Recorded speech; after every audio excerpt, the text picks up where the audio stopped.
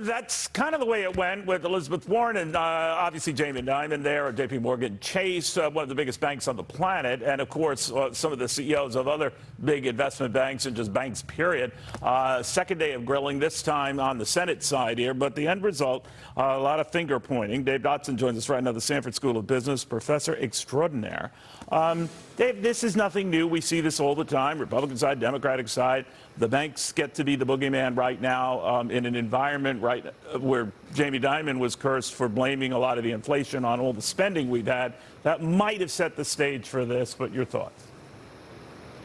Well, it wouldn't be a hearing right if we didn't have the Elizabeth Warren, Jamie Dimon show. Last year it was about overdraft fees. This year it's about Zelle. So I was sort of expecting that. That's all part of the fun. But it was, it was a crazy 2 days. I mean, it was everything about, abortion to guns to unionization. But there were a couple of gems in there that I think are worth us paying attention to. The first was that when the House meeting, and they asked about their confidence in the Fed, and everybody raised their hand that they were confident in the Fed. And the reason why I think we should take a lot of comfort in that is not because the bank's economics are tied too closely to the interest rates, but because they're in the middle of everything. Borrowing, payroll deposits, credit card receipts. So they have their hand on the pulse of the market. So I was pretty reassured by that. But the second one I think is a little bit more interesting, which is, and it started with something actually that Jamie Dimon said. He was talking about how consumers are in pretty good shape going into a recession in their balance sheet with wages and the amount of debt they have and the amount of savings. And I just didn't draw the same conclusions that Jamie Dimon did from that.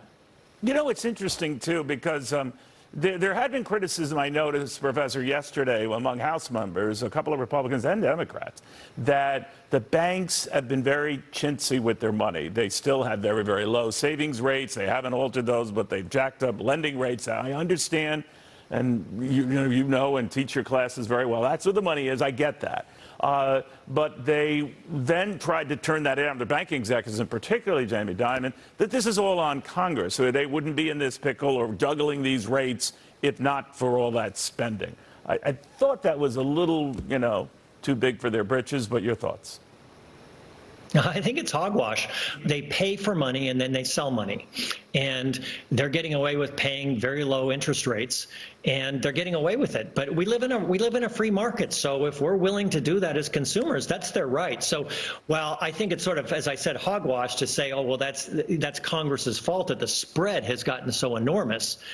That's really, what happens in a free market. Yeah. But what's interesting about the large savings rate is I actually think, Neil, that's going to be a problem for the Fed, because the amount of money that people have saved as a result of these government remittances over the last 2 years is actually enormous.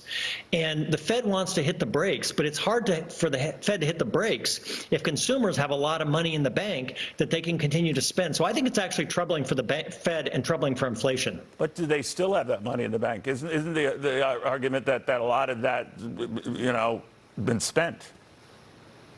No, it actually hasn't, Neil. Okay. The savings rate has come down from, first of all, the savings rate's normally about 7%. It went up to 35% or high 30s in the middle of COVID. Now it's settled down to 5%. So, about the historical average. But the amount of cash that's sitting in savings accounts is considerable. Let me ask you, David, it's a gut read on your perspective here, but I value it. All this hiking we're seeing and the fact that, it's obviously hit stocks hard because for all the hikes we're seeing where we could end up being quadruple the rates we were looking at by the end of the year than how we started the year, and no measurable impact on prices yet. That maybe that comes, but how long does it take? I think it's going to end up taking a while, because the Fed has said pretty clearly through what they've said and what they've demonstrated is they're not going to be influenced by knowing that gas prices are going to come down, and they're not going to be influenced by knowing that mortgage rates are a little bit higher. They're focused on the labor market.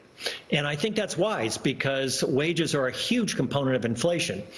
And the labor market is still very, very tight. Unemployment is extraordinarily low, but there's this sort of 2-to-1 to 3-to-1 ratio between job openings and job seekers. And that's going to take some time to come down. And they can't just sort of turn the knob on the interest rate and adjust that, because that's a structural issue that we have in the United States. So I think we're here for a while. And I think that Powell's goal of 2% inflation by the end of next year, mid next year, is insane.